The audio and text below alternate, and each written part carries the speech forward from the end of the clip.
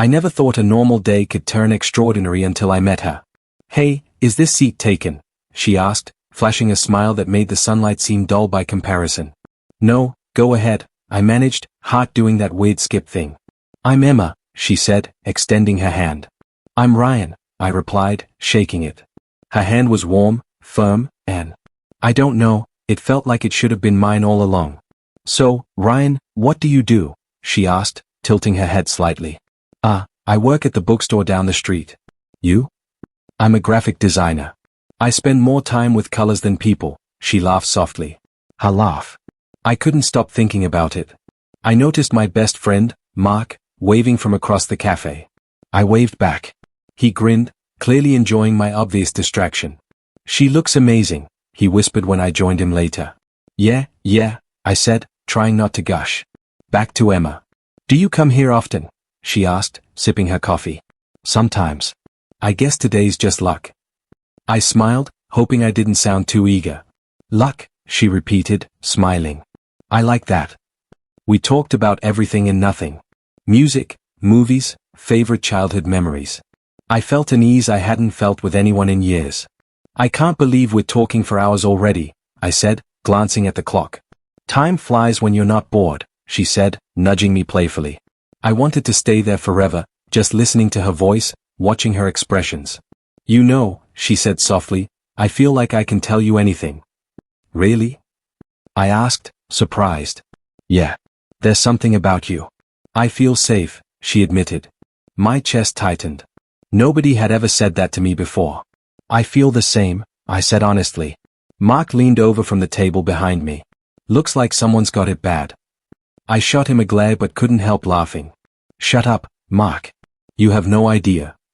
Emma laughed too, and that laugh, it lingered in my mind long after she left. As she waved goodbye, I realized I wanted to see her again tomorrow, the next day, every day if I could. I didn't even know why, but I trusted her, or at least, I wanted to. Mark clapped me on the shoulder. "Don't mess this up, man." "I won't," I said, though my mind was already spinning with thoughts of her smile, her eyes, the way she said my name. For once, life felt bigger than the small apartment I called home. For once, it felt like magic. And I knew, deep down, that meeting her was just the beginning of something I couldn't even imagine yet.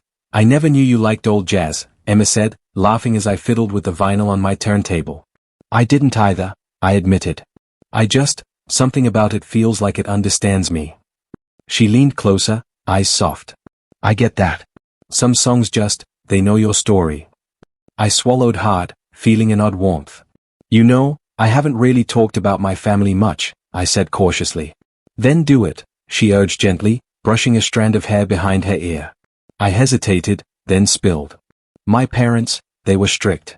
Always pushing me to follow their path. College, job, future. I never got to explore what I really wanted. Music, books. I kept it inside. Emma nodded, listening without judgment. "That's rough. I get it. My mom left when I was 10. Dad tried, but he had his own struggles. I grew up feeling invisible sometimes."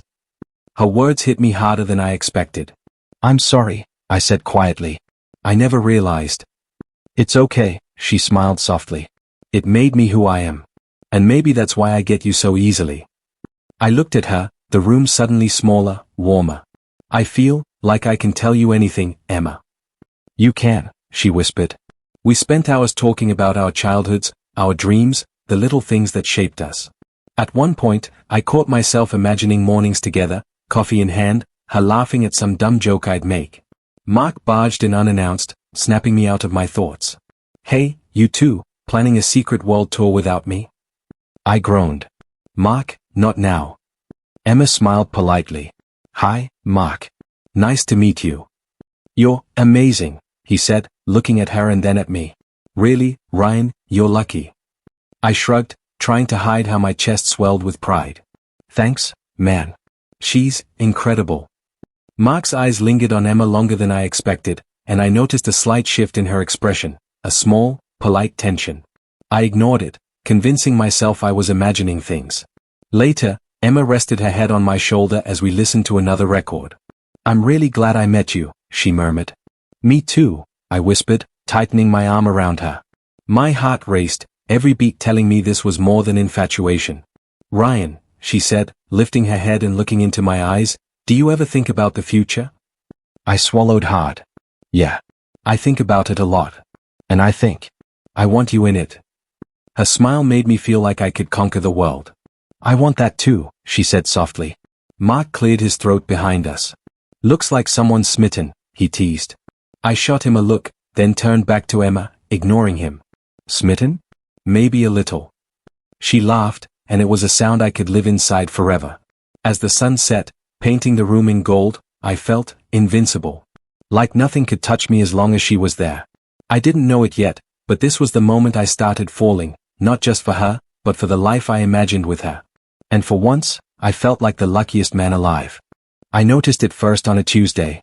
Emma's phone buzzed constantly, and she always tucked it out of sight when I walked over. Everything okay? I asked, trying to sound casual. Yeah, just work stuff, she replied, her smile a little too quick. Work stuff, at midnight? I muttered under my breath. She laughed softly. You're imagining things, Ryan. I promise. I wanted to believe her, I really did. But later that night, I caught her whispering into her phone. Not texting, whispering. Who's that? I asked the next morning. Just a friend, she said, shrugging. Nothing important. Nothing important, I repeated, my chest tightening. You seemed serious. I was, okay? But it's complicated. Please don't worry about it, she said, brushing it off. I wanted to push, but I didn't. Not yet. Something inside me said trust her, but another part screamed to dig deeper. Mark noticed my frown the next day. She's acting weird, he asked casually. I don't know, I said, forcing a smile. Maybe I'm overthinking. You're not, he said quietly, glancing toward the cafe where she worked. Just pay attention. Things aren't always what they seem. I forced the thought aside, but I couldn't shake the unease. Every time her phone buzzed, my stomach twisted. A few days later, I confronted her again. Emma, we need to talk. She looked up from her sketchbook, eyes wary. About what? About the texts, the calls, everything. I feel like you're hiding something from me. Her lips pressed together. Ryan, I'm not hiding anything. You have to trust me. I do trust you, I said, but my voice wavered. Then why do I feel like there's a wall between us? Her eyes softened, but there was something else, hesitation. I have things I can't explain yet. I'm sorry. Her apology didn't make it better. It made me more suspicious. Later, Mark pulled me aside. I've seen her with other people, he said quietly. Not anything obvious, but she's careful. What do you mean? I asked, heart thudding. Just don't ignore the signs, Ryan. You know her better than anyone, but trust your instincts too. I nodded, though part of me hated hearing it. That night, I lay awake, staring at the ceiling. My mind replayed every conversation, every laugh, every touch. Could I have misread everything? Could my love have blinded me? And yet, there was that shadow lingering, that tiny gnawing feeling I couldn't shake. I didn't know it yet, but the first cracks had appeared. And by the time I realized it, everything I thought I knew about Emma and Mark would be different. Something was coming. Something I wasn't ready for. And for the first time, I felt the cold weight of doubt settle over my heart that I never thought a single day could feel like it was ripping my chest apart, but that morning proved me wrong. I walked into the cafe, hoping to surprise Emma with coffee, and found her leaning too close to Mark. Laughing, touching his arm like it was mine. My stomach dropped. Emma? My voice was tight, trembling. She turned, eyes widening. Ryan. This isn't what it looks like. Isn't what it looks like. I repeated, voice rising. You're laughing with him. Touching him. Do you think I'm blind? Mark froze, guilt flashing across his face. Ryan, don't, I cut him off. My chest heaved. Don't even try. Emma took a step toward me. Please, I can explain. It's not what you think. Not what I think. Really? I laughed bitterly, the sound hollow. I trusted you. I gave you everything, Emma. Everything. And you, with him? Her eyes filled with tears. I didn't mean for it to happen like this. I got confused. I didn't want to hurt you. I swear. Confused. I shouted. Confused. We were building something real. And you, how could you do this with Mark? My best friend. I never wanted it to happen. It just happened, she sobbed, voice breaking. I couldn't process it. My hands shook. Do you even realize what you've done? How much you've destroyed? Mark stepped forward, but I waved him back. Stay out of this. You're being unfair, Emma whispered, trembling. I care about you, Ryan. I still do. Care. I repeated, disbelief choking me. Care doesn't mean betrayal. Care doesn't mean sneaking around, pretending everything's fine while stabbing me in the back. Her tears streamed down her face. I'm sorry. I'm so sorry. I never wanted to hurt you. Sorry doesn't fix this. My voice cracked. Sorry doesn't undo the nights I spent thinking we were happy, the plans we made, the future I imagined with you. She fell silent, guilt heavy in the air. I looked at her and saw someone I thought I knew, a stranger standing in her place. Why? I whispered, barely audible. Why him? Why Mark? Emma flinched. I don't know. I was lonely, I made a mistake. I should have talked to you. I should have ended it before it went this far, but I didn't. I'm so sorry, Ryan. I laughed, bitter and hollow. A mistake. That's what this is? A mistake? You destroyed my trust. You destroyed us. And you call it a mistake. Mark finally spoke. Ryan, No. I yelled, spinning toward him. You're supposed to be my friend. My brother. And you did this. Mark's eyes filled with shame. I didn't mean. I didn't think. Don't think. You don't get to think. You betrayed me, both of you. I sank onto a chair, chest tight, vision blurry. I gave you my heart, and you crushed it. Emma knelt beside me. Please, Ryan, don't hate me completely. I love you in my own way. Love. I scoffed, tears burning. Love doesn't hurt like this. Love doesn't make you feel hollow, empty, useless. You've taken everything, Emma. Everything I had. The cafe felt colder, emptier. Voices blurred, but all I heard was the echo of my own heartbreak. I couldn't look at them anymore. I walked out, shoulders trembling, heart shattering. My life felt upside down, every memory tainted, every plan destroyed. And in that moment, I realized that nothing would ever be the same again. Betrayal isn't something you forget. It claws its way in, leaving a mark that doesn't heal easily. I wanted to scream, to run, to disappear. But mostly, I wanted answers. And one thing was certain, I couldn't trust anyone anymore. Not her. Not him. Not anyone. I shut my door and let the silence swallow me. I'm fine, I muttered to no one, even though the lie scratched my throat. I dropped onto the bed and stared at the ceiling. Why did this happen to me? The question kept circling like a vulture waiting for something inside me to die. My phone buzzed. I didn't bother checking. I don't want to talk, I whispered. Just leave me alone. The room felt heavier with every breath. Memories kept slipping in, stabbing me one by one. Her laugh. Her messages. Her promises. They all felt poison now. I pressed my palms against my eyes. Stop thinking about it, I told myself, but the images wouldn't stop replaying. The betrayal hit me again and again like a hammer I couldn't dodge. How could I have been so blind? A soft knock hit my door. Hey, my cousin Sarah called. You okay? I'm fine, I answered, louder this time, hoping she'd believe it. You don't sound fine. I just need space, I said. Please. After a moment, her footsteps faded.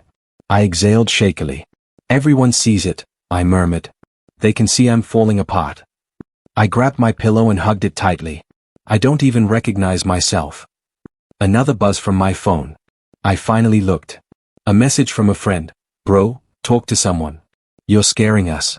I don't want to talk, I said again. I don't even know what to say. My voice cracked. What am I supposed to do? Pretend I'm okay? Pretend my heart isn't ripped open? I dragged myself to the mirror and stared at my tired eyes. You look pathetic, I told my reflection.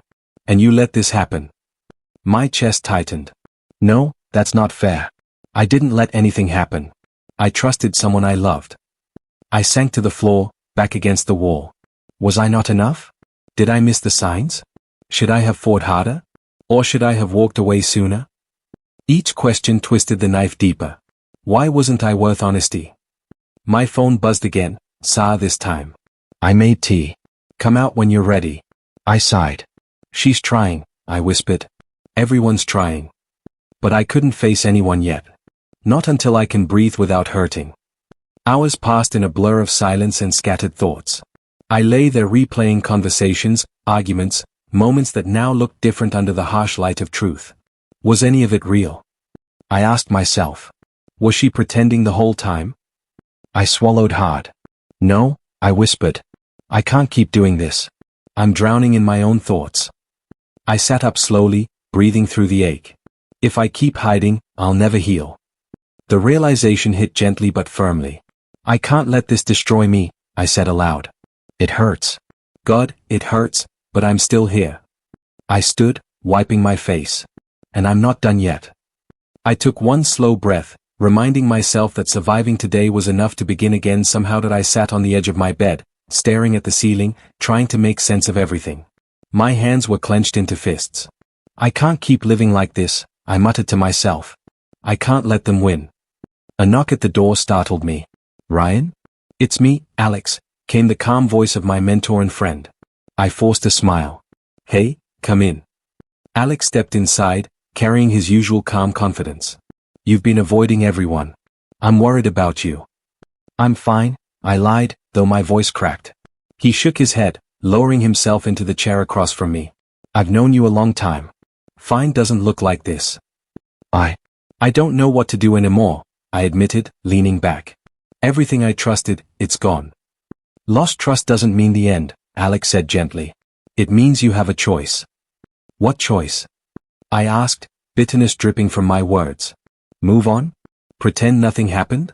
Or, I don't know, get revenge. Alex leaned forward, resting his elbows on his knees. Revenge isn't about hurting them. It's about taking your life back. Making sure you don't stay broken. I considered his words. So, I don't need to make them pay? I just need to heal myself. That's the first step, he said. Then, whatever comes after, karma, justice, consequences, that's on them. I ran my hands through my hair, thinking. I've been hiding in my apartment, replaying every moment, blaming myself. I'm tired of that. You're stronger than you know, Alex said firmly. Start small. Rebuild your confidence, your routine. Talk to people. Do things that remind you who you are, without them. I don't even know who I am anymore, I whispered. Exactly why you need this, he replied. Start over. You'll find yourself again. And one day, you'll realize you're standing taller than they ever thought you could. I let out a shaky laugh. I can't just forget them. Not yet. But I can stop letting them control my emotions. Yes, Alex said, nodding. Control your life, not them. That's the power you've been missing. I stood up, pacing the room. I'll start with work tomorrow. I'll go back to the bookstore, organize everything, see familiar faces. And maybe, I'll talk to Mark. Not to forgive him, but to reclaim my space. I won't let him see me broken. Alex smiled. That's the spirit. Small victories first. They pile up. I paused, thinking. And Emma? I can't confront her yet. Not until I'm stronger. But, maybe one day she'll see what she lost. That's not your concern right now, Alex said firmly. Focus on you. Your happiness. Your strength. I took a deep breath. Okay. I'll do it. I'll take control. I'll rebuild. And if karma finds them along the way, it will be natural. I don't need to force it.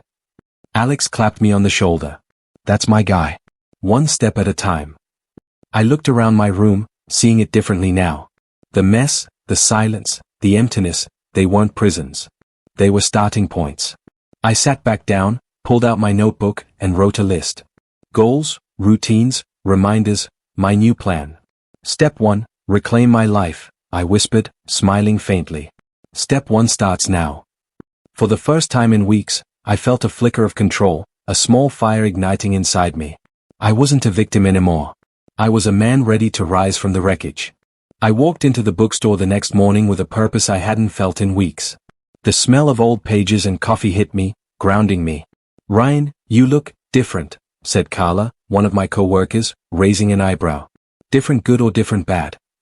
I asked, forcing a small grin. Different good. Like someone who's decided not to be a victim anymore. I nodded. Exactly. No more hiding. That afternoon, I spotted Mark leaning against the cafe counter, pretending to be casual.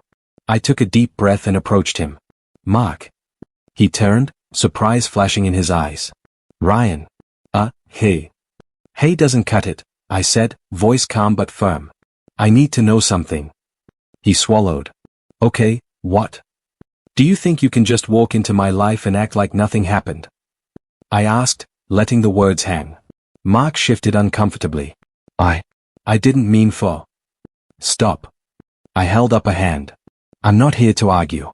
I want answers. Why did you do it? Why her? He avoided my gaze. I don't know. I guess. I got carried away. Carried away, I repeated, the words tasting bitter. Do you even realize what you broke? The trust, the bond we had. I do, he said quietly. I'm sorry. I studied him for a long moment. Sorry doesn't fix it, but it shows me something. You're weak when it comes to honesty. That's your flaw, Mark. I'll remember that. He flinched. Ryan, don't. I'm just observing, I said, letting the words sting. Knowledge is power. And right now, I'm taking mine back. Later that evening, I confronted Emma at a mutual friend's party. I saw her across the room, smiling as if nothing had changed. My pulse quickened. Emma, I said, approaching her carefully. She turned, surprised. Ryan? I wasn't expecting to see you here. Neither was I expecting to find you laughing like everything's fine, I replied. Her eyes flickered nervously. Ryan, please. Don't make this awkward. Awkward? You think this is awkward?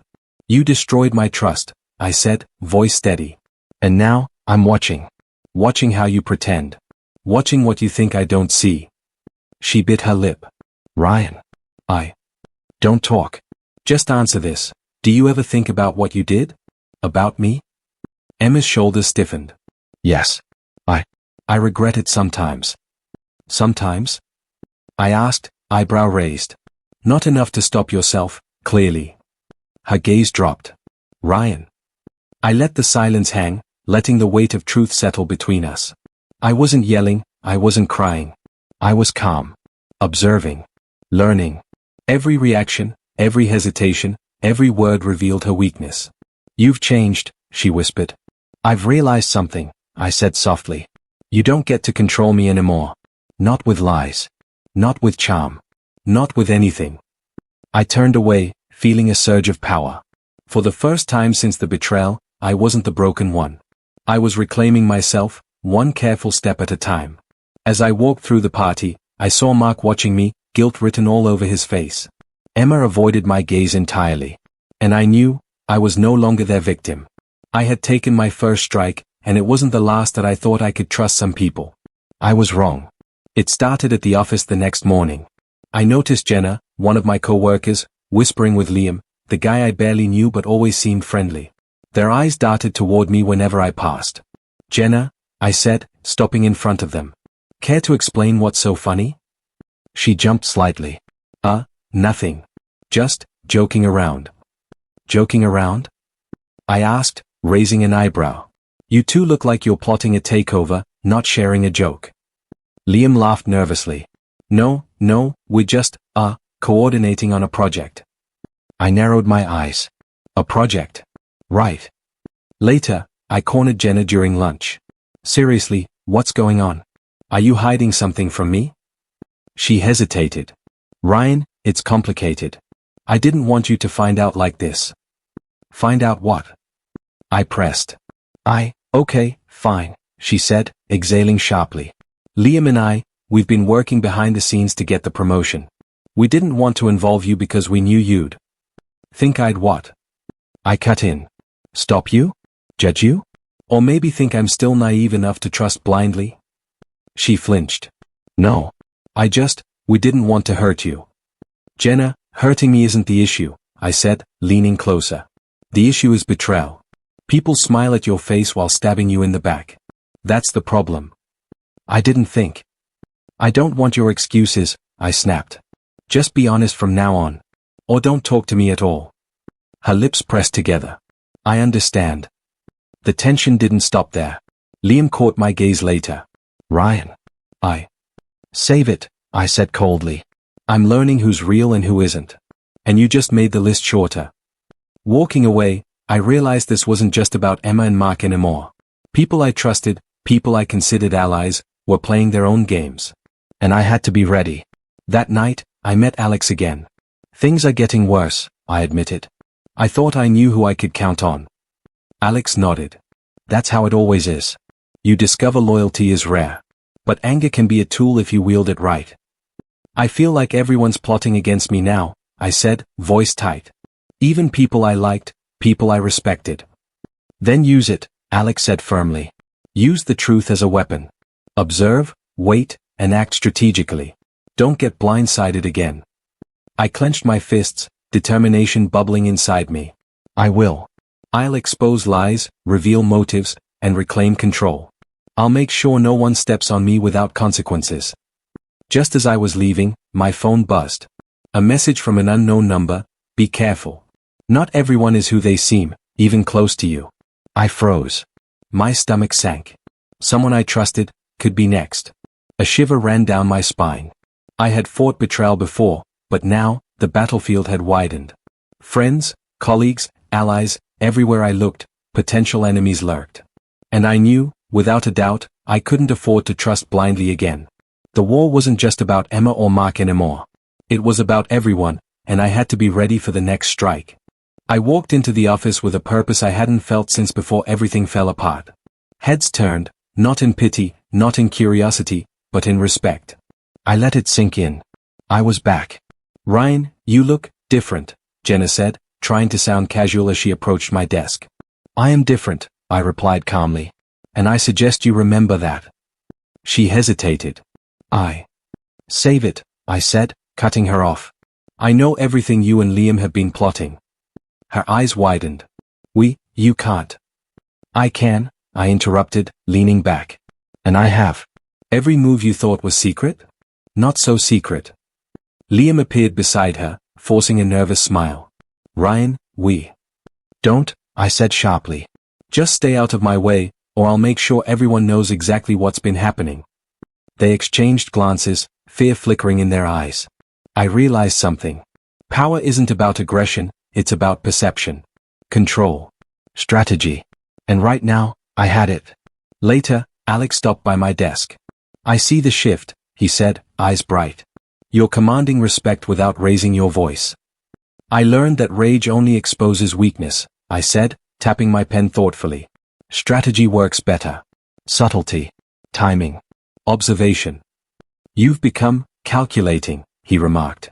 Calculating, I repeated. Not vindictive. There's a difference. Just then, Emma appeared at the doorway, casually smiling. Ryan. I didn't expect to see you like this. I didn't flinch. Expectations are dangerous, I replied smoothly. You should know that by now. Her smile faltered. I've heard things. Have you? I asked, letting the pause stretch. You mean that my life isn't crumbling anymore? That I'm taking control instead of letting betrayal define me? She looked away. Ryan. Don't, I said, holding up a hand. I'm not here for apologies. I'm here to remind you that actions have consequences. And those consequences are starting to unfold. Her lips pressed together. I didn't mean for it to get so far. Intentions don't erase outcomes, I replied. Mark is realizing his mistakes. Jenna and Liam are under observation. And you're seeing that I'm not broken. She swallowed, her composure slipping. I just thought. That you could control me? That I'd stay the same? I said, voice firm. You miscalculated. Across the room, I noticed Mark shifting uncomfortably, guilt and fear mingling on his face. Karma had begun its quiet work, and I wasn't forcing it. I simply positioned myself where truth and observation would do the rest. Alex leaned in slightly. You've turned the tables without anyone realizing it. Well played. I've learned, I said softly, that real strength isn't about showing you're powerful, it's about making them reveal themselves. Let them stumble. Let the truth speak. I smiled faintly, feeling the calm surge of control wash over me. For the first time in months, the chaos didn't own me. I did.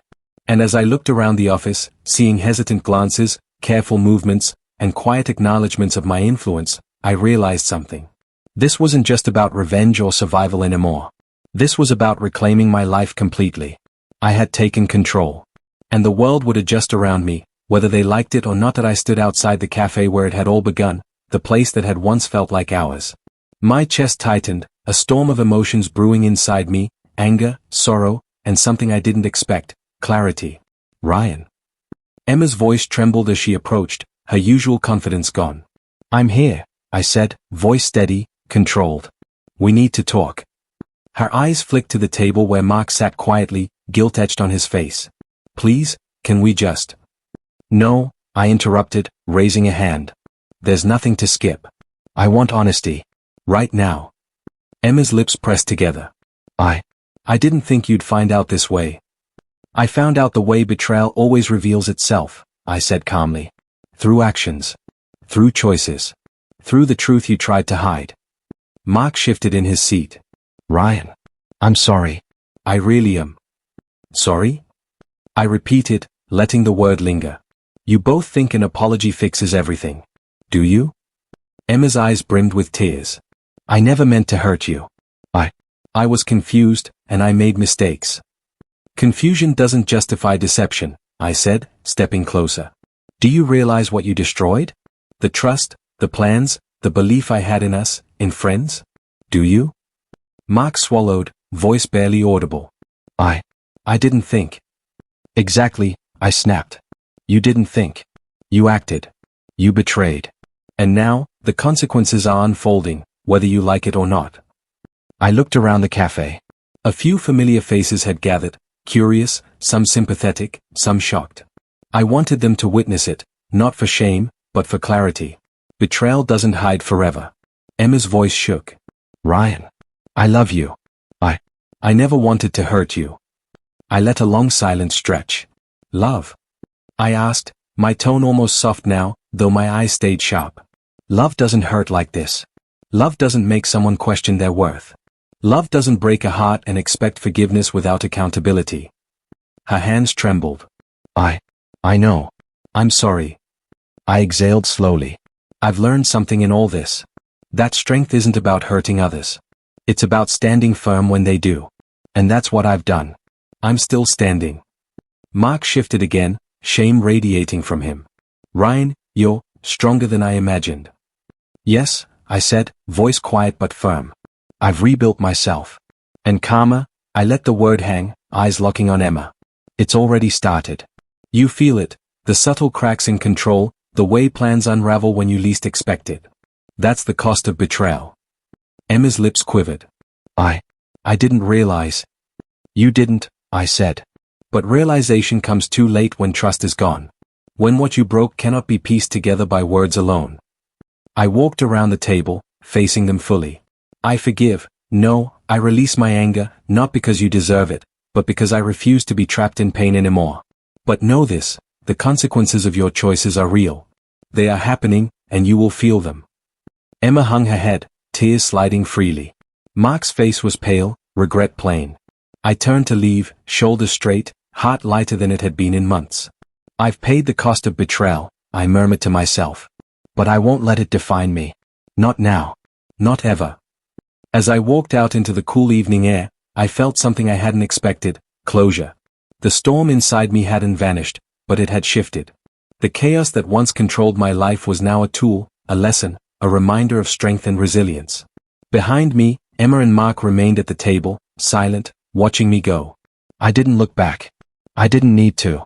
The reckoning had been delivered. Karma had begun, and I was finally free. I sat on the park bench, watching the sun dip behind the trees. The world felt quieter now, calmer. I breathed in slowly, letting the air fill the spaces betrayal had once left hollow inside me. Alex walked up, hands in his pockets, his usual calm presence grounding me. You look peaceful, he said. Peaceful? I laughed softly. I'm still scarred. Still cautious. But I'm learning to carry it without it crushing me. That's growth, he said, settling beside me. You didn't just survive, Ryan. You've evolved. I looked at him, a small smile tugging at my lips. I never thought I'd get here. After everything. I thought I'd always be haunted. And yet, here you are, Alex said. Stronger, wiser, more aware. You've taken control of your life instead of letting it control you. I've learned who I can trust, I admitted, watching a child chase a stray leaf across the grass. And who I can't. I've learned that betrayal isn't always obvious at first. It can hide in smiles, in words, in loyalty you assumed was real. Alex nodded. That's life, Ryan. Not everyone is who they appear to be. But you've learned to read the signs. To protect yourself without losing your humanity. I've also learned something else, I said quietly. That anger and revenge, they're tempting, but they're not what defines strength. Strength is holding yourself together when everything falls apart. Strength is rising without needing to crush someone else. Alex smiled. Exactly. And you've done it. You didn't just survive betrayal, you turned it into a lesson. A shield. A strategy. I exhaled, letting the tension ease from my shoulders. I still think about them sometimes. Emma. Mark. Jenna, Liam, the chaos they caused. But it doesn't hurt the same way. It's perspective now. Experience. I carry it, but it doesn't weigh me down. You've earned that, Alex said. And you'll carry it forward. Smarter, safer, stronger. I nodded, glancing at the people passing by. Friends laughing, strangers rushing, life moving on. It's bittersweet, I said softly. I lost so much, but I gained clarity, self-worth, resilience. I can't go back, but I can move forward. Alex patted my shoulder. And that's all anyone can do. Learn, grow, survive. You've done more than that, you've thrived. I looked at him, gratitude filling me. Thanks, Alex. For everything.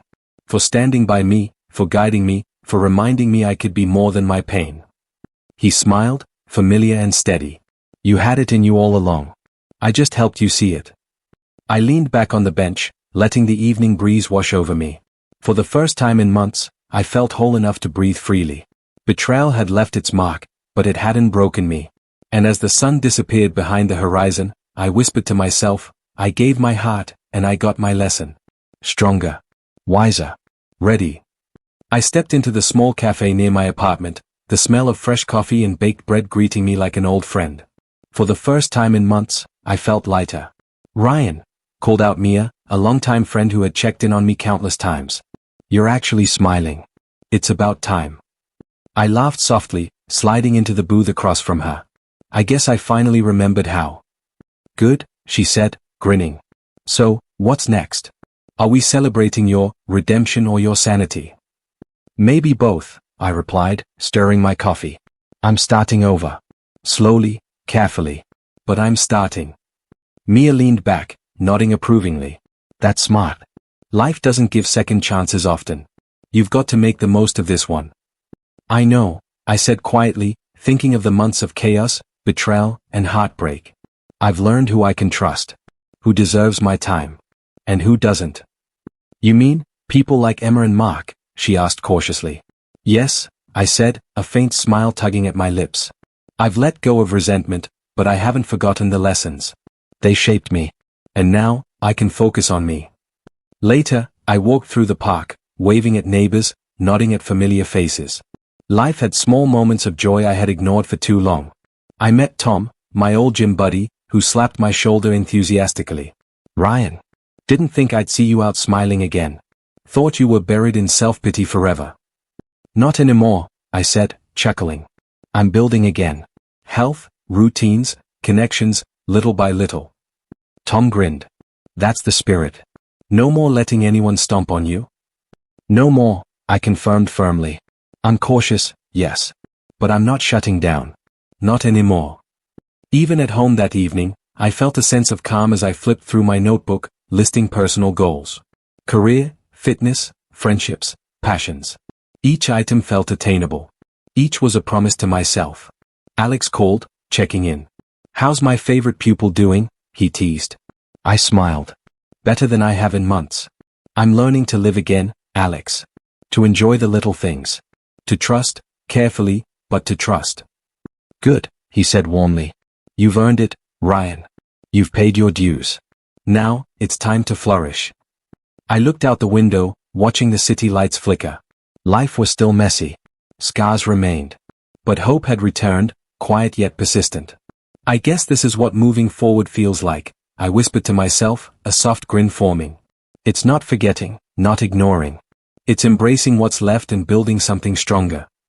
And as I closed my notebook, I felt it, a spark of optimism, a readiness for what was to come. Life hadn't defeated me. I had survived. I had learned. And now, finally, I could live. I walked past the office building, glancing at the familiar windows reflecting the afternoon sun. The energy inside was different now, quiet, hesitant. I didn't need to enter to know the shift had happened. From across the street, I saw Emma leaving, shoulders tense, a briefcase clutched tightly in her hands. Her eyes met mine for a fleeting second, and I could see it, regret, shame, the weight of consequences finally settling. She didn't speak, didn't approach. She simply walked away. Mark exited behind her, looking around nervously, as if searching for someone to blame. I didn't move. I didn't need to. The scene unfolding before me was enough. Karma had taken its course without my interference. I thought of Alex's words, strength isn't in force, it's in presence. I understood now. Standing back, observing, letting truth work quietly, it carried more weight than confrontation ever could. A colleague I had trusted briefly earlier, Liam, passed by with a hesitant nod. I returned it with a calm smile. No words were necessary. The message was clear. I was no longer controlled by fear, anger, or betrayal. I had reclaimed myself. I found a bench nearby and sat, watching people move through the streets, some rushed, some laughing, some burdened with their own lives. I let the quiet settle around me. For the first time, I felt the peace of closure. Emma's choices had consequences. Mark's miscalculations had caught up. And yet, I didn't gloat. I didn't savor their discomfort. That wasn't my victory. My victory was here, inside me, quiet and steadfast. I recalled my journey, the sleepless nights, the endless questions, the anger, the heartbreak. Each step had been painful, but necessary. Each betrayal had carved a lesson I couldn't have learned otherwise. I whispered to myself, I've survived. I've learned. I've moved forward. A familiar voice called softly from behind. Ryan. I turned to see Alex approaching, his calm presence reassuring. You've done what many can't. You've ended it without losing yourself. I feel it, I said, stretching my shoulders, taking in the warm sunlight. The lesson isn't revenge. It's strength. It's clarity. It's knowing I can stand firm without collapsing under betrayal. Alex nodded. And that's true power. Others fall, stumble, regret, you remain steady. That's why this is your silent victory. I smiled faintly, watching Emma disappear from sight, Mark trailing behind her, and the city life unfolding as usual. Nothing else needed to be done. The balance had been restored. As I leaned back, closing my eyes briefly, I felt a calm certainty. I had endured, adapted, and emerged whole. The storm of betrayal had passed, leaving me not broken, but refined. And in that silence, I realized, this was my triumph. Quiet. Complete. Absolute.